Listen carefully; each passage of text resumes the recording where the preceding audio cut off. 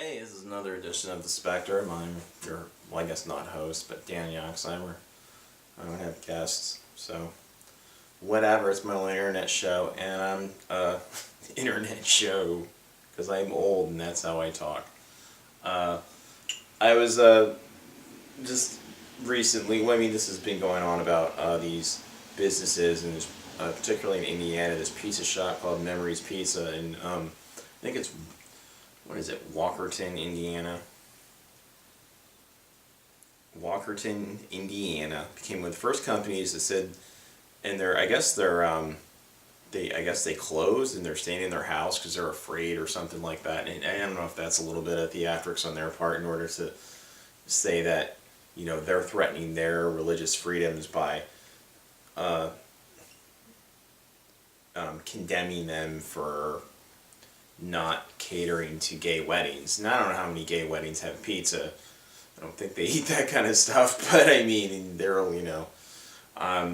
of course, gay people eat pizza. It's not that, but Anywho, I'm gonna bury myself if I say anything more about that.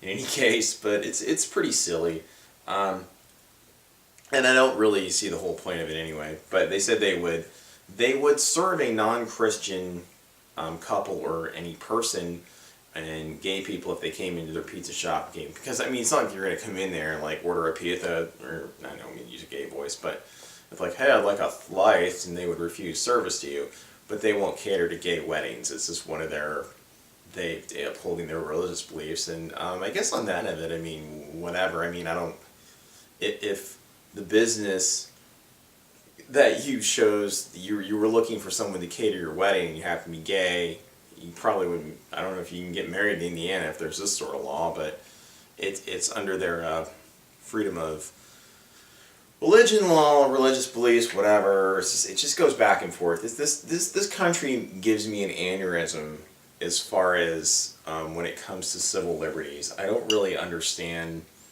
your business. I guess you can reserve the right to not do business with things that you disagree with, but these people don't understand it. The owner, one of the owners, their last names are the O'Connors, but the patriarch of the business said he figures that they think homosexuality is a choice because they are those of the faith, and they think that's a choice to be gay. Which, if you've ever met, the first time I met, like when I was in college, nearly 20 years ago, because I'm quite a bit older. I'm 41. So when I was in college, and it was the first time I met some openly gay people, and it's not a choice. And even if it was, it's like, why would I care? It's two consenting people doing what they want. It's like, I mean, am I gonna really judge people if they're bisexual or they're transgender? As long as they're not harming anybody else, I really don't care. And and when it comes down to it, so I don't think this is just becoming senseless with all of this, people who feel that their religious freedoms are being infringed upon. Aren't churches tax-free, for God's sakes? I mean, really, like, what do they feel? I mean, these people, they have a successful business, and I guess, recently had to close their doors. I don't know if it's because of the money they've lost, because they made this announcement, and a lot of other people aren't too happy with them, maybe, in the area, and they're not frequenting their establishment because of this decision or not, but they did close their doors, and they said they're in their home and they're in hiding. And I don't know if this is a bunch of drama based on stuff people are saying on the internet. Oh no, people are saying things on the internet. Ooh. Recently I watched this thing with Monica Lewinsky, a TED Talks, and if you know what TED Talks is, it's an acronym for technology, entertainment, and design. A lot of there's a variety of different people, artists, CEOs, actors, whomever, people who've had some sort of experience that do these TED Talks. And Monica Lewinsky recently did a TED Talks, and she was going on about, and when this happened with her scandal, when she had an affair with President Bill Clinton, she was hounded, and unfairly so. She was, But she was hounded, and she was, of course they did. She was tabloid fodder. It's just, it's an unfortunate part of our whole culture here. And yeah, people say nasty things on the internet, and they've come to this whole point of cyberbullying and blah blah blah. And I know this is a totally different thing, but cyberbullying is not. I've been real bullied in person, and cyberbullying would have been preferable to real bullying. And I don't mean to joke about it and make light of some of the tragic things that have resulted from people being in like younger people in high school and in college who've been exposed and tormented and whatever on the internet by their roommates or by other classmates, and some of them have committed suicide. I think that's a horrible, horrible thing. But if someone, I guess by comparison, maybe I wish there was a Facebook or some dumb thing like that where someone said something stupid to me about that online, and it wouldn't really matter. I'd rather get that than get beaten up in person, but that's just me, I guess, personally. But Monica Lewinsky was going on about, and this just relates to these pizza shop owners saying they feel like they're being forced to go into seclusion and stay fortified in their home because of online comments. Okay, you can go online. There's online comments everywhere. There's posts. It's endless. Okay, it's part of it. I'm not saying it's a good thing, but it's freaking endless. And Monica Lewinsky, as usual, like she did 20 years ago, victimizes herself again. Okay, she's some, affluent woman who's 22 years old, went to the White House, and she, from all intents and purposes, was fully intent on getting to know the president. And she got in there, and she was a young, spoiled, irresponsible young person. I'm not saying man or woman, young person who did something irresponsible. Now, I'm not saying she's a bad person or anything, or she deserved to get what she got afterwards. However, she's coming back 20 years later and saying she was someone, she said, and I quote, "You were looking at a person who was once unbroken, now unbroken." Really? Really? Oh, poor you. Really, poor you. Growing up in an affluent home, getting to the White House, and you supposedly said you fell in love with your boss. He wasn't really your boss. You were an intern. Okay?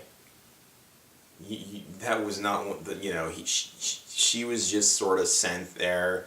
She was an intern, and she lured the president into, and he did too. I mean, it's takes two, of course, but she's not some innocent person, okay? She's not a victim.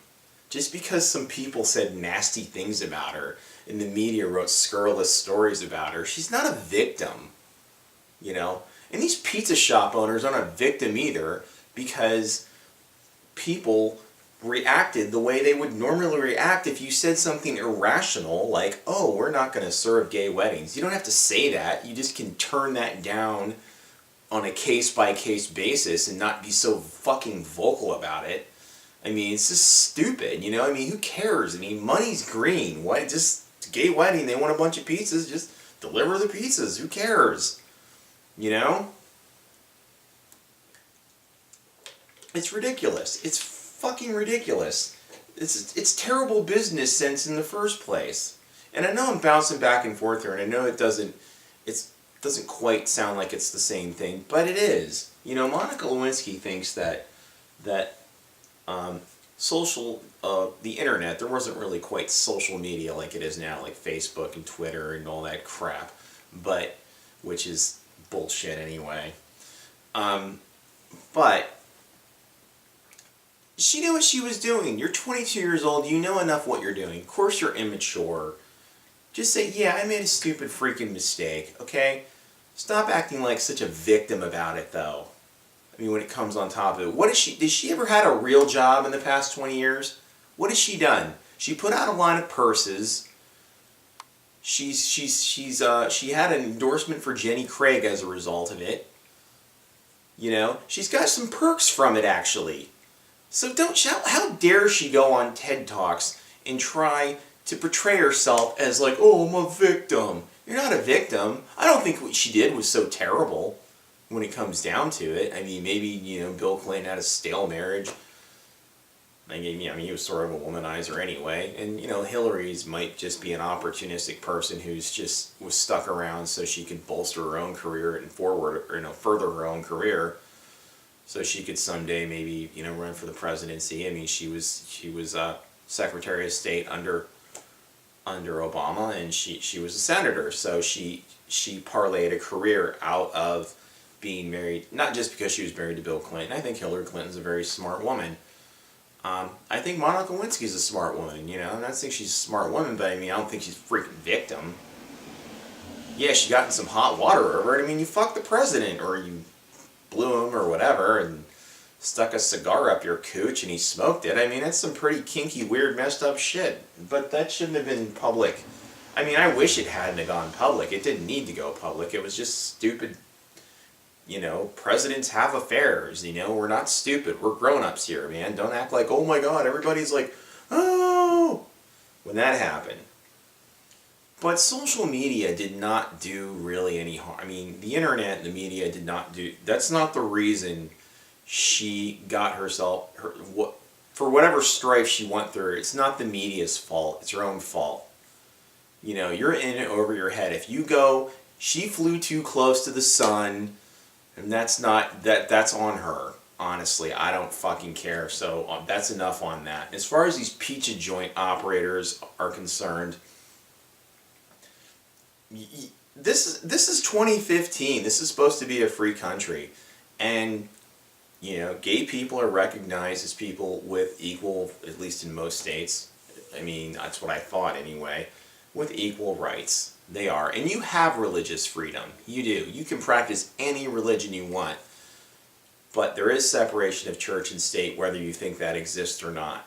I mean, it quasi-exists at least, but it should, okay? Not everybody's a Christian.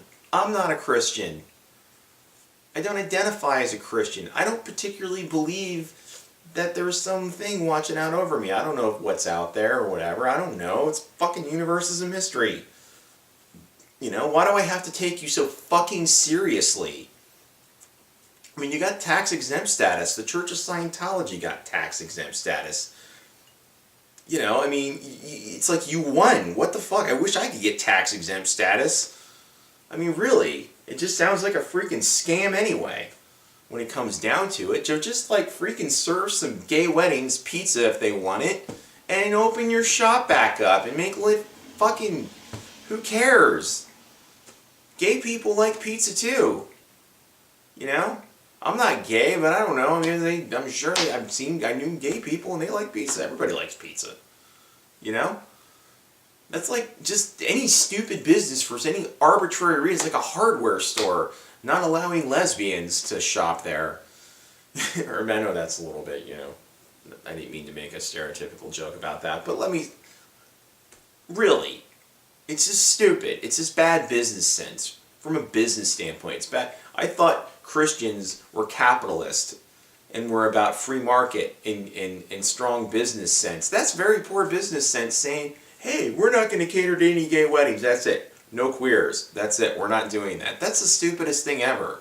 You know? And when you look at it from, really take it to the level of, hey, we're not going to serve any blacks here. That's it. Nope. No blacks. You imagine if they tried to get away with that shit? That wouldn't work. That wouldn't fucking work. I mean, really. I mean, I know they don't believe people are born gay, but I mean, what if they told people, I mean, if they applied the same logic to any other minority group that they didn't want to serve, or not minority, but any other ethnic group, for instance, let's say, you know, well, that's it, people aren't born Mexican, it's a learned thing, they learned how to be Mexican. I go into that place they call Mexico, and they come back and they're Mexican. I don't want them in here. I didn't choose to go to Mexico myself to become Mexican, so if they come back here and try to get pizza at my pizza shop in Indiana, nope.